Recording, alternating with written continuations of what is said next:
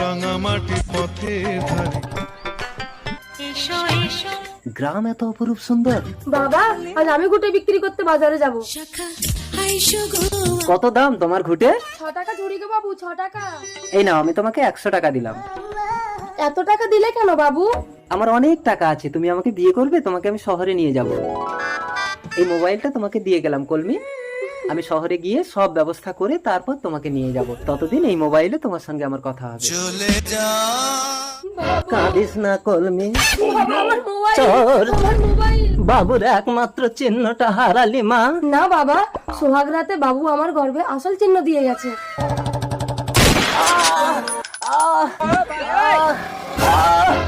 আমি কেন কিছু মনে করতে পারছি না? আমি কে? আমার বাড়ি কোথায়? মাথায় চোট লেগে শহরের বাবু সব ভুলে গেল। এখন কলমির পেটে সন্তান।